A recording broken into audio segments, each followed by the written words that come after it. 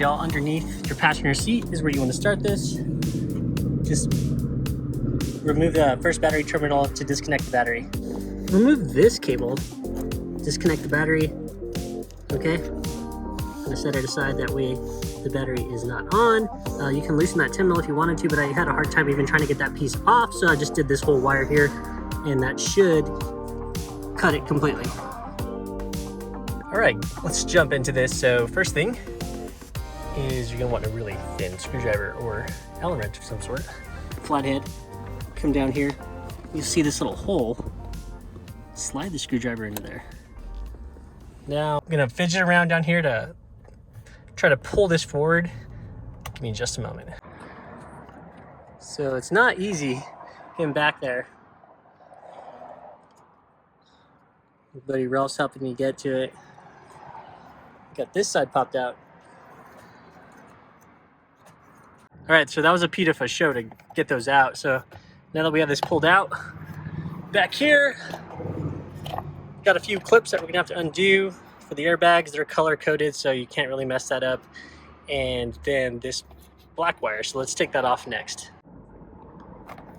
Okay, with that off, the next thing you wanna do is, this is a 10 millimeter Allen wrench or hex. Just get your drives and pop that bad boy out. Okay, so pull out the bolt, set that aside.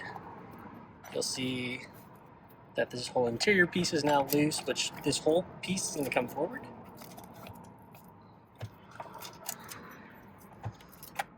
There you go. And they have, I think the SRT might have a different weighted one. Not really sure, but for the overlands and the high altitude, it's this one. Next thing, you'll see these clips back here in the back. We're going to undo those. So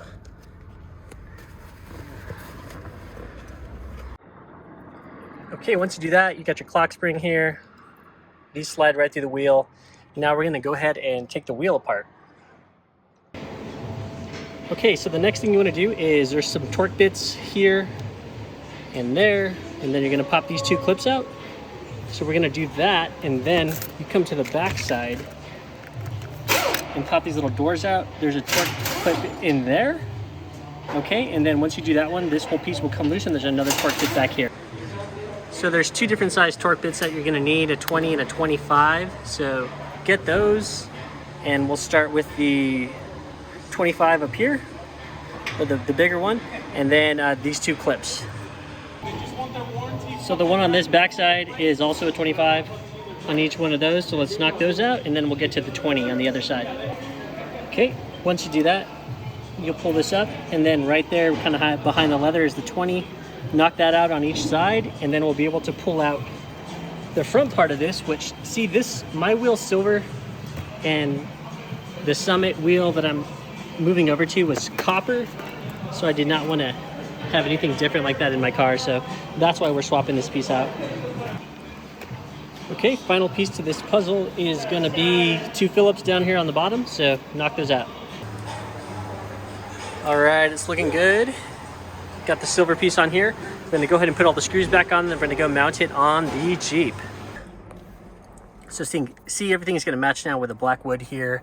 And now on the wheel, not bad for an eBay find. So the wheel's on, just going to reverse the airbag, put the battery back on, and test everything, and you're done.